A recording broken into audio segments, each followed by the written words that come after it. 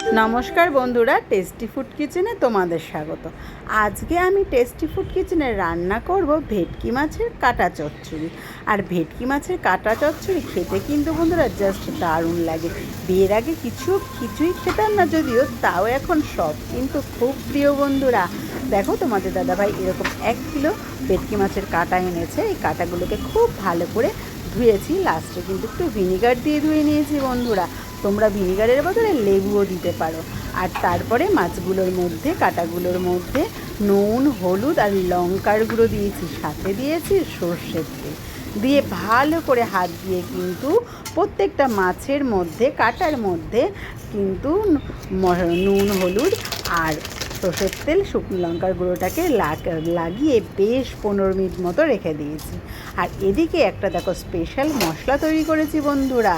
কাঠখোলার মধ্যে আমি 2 চামচ ধনে, 2 চামচ জিরে আর 2 চামচ মৌরি, সাথে আছে 4-5টা শুকনো লঙ্কা আর গরম মশলা। গরম মশলার মধ্যে দারচিনি, এলাচ, লবঙ্গ সবই দিয়েছি। দিয়ে মশলাটা মিক্সিতে শুকনো গুঁড়ো করে রেখেছি। এবার দেখো, মাছগুলোকে ছাঁকা তেলে একদম সুন্দরভাবে ভেজেছি। একটু বেশি তেল দিয়েছি কারণ কাটাগুলো ভালো ভাজা হবে ছাঁকা তেলে, আর একটাও কিন্তু ভেঙে একটার গায়ে আর একটা জড়িয়ে যাবে না। তাহলে কিন্তু কাটাগুলো খেতে বেশি ভালো লাগে বন্ধুরা, আর দেখতেও ভালো লাগে। ভেঙে গেলে কীরকম ঘাটা ঘাটা হয় সেটা কিন্তু একদমই ভালো লাগে না। আর দেখো, আমি সমস্ত মাছের কাটাগুলো এইভাবে ভেজে নিলাম। আর তারপরে যে তেলটা কড়াইতে ছিল তার মধ্যে জিরে, তেজপাতা আর একটা শুকনো লঙ্কা ফোড়ন দিয়ে দিলাম।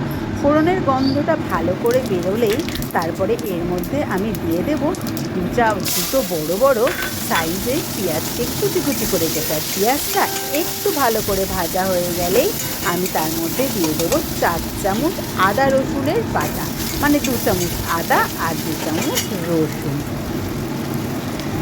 আদা রসুনটা একটু ভালো করে ভাজা হলে, মানে ওই 2-3 মিনিট মতো ভেজে নেব।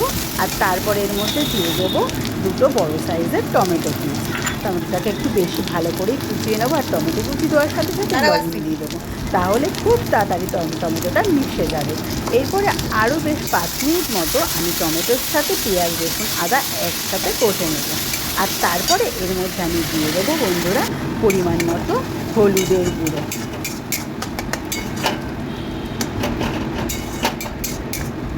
তারপরে এর মধ্যে দিয়ে দেব আমি কাশ্মীরি লঙ্কার গুঁড়ো 2 চামচ মতো। একটু ভালো কালার হলে খেতে ভালো হবে, তার জন্য কাশ্মীরি লঙ্কার গুঁড়ো দিয়ে দেবো 2 চামচের মতো। আর যে মশলাটা আমি করে রেখেছিলাম ওই মশলাটা দিয়ে দেবো একদম ভর্তি চামচে 3 চামচ। এই মশলাটা দেওয়ার পরে যখন আমি কষতে থাকবো, একটু হালকা স্টিম করে নেবো গ্যাসে, আর একটু জল দিয়ে কষতে থাকবো। যতক্ষণ না মশলাটা দিয়ে তেল বেড়ায় ততক্ষণ কিন্তু মশলাটা কষতে থাকবো।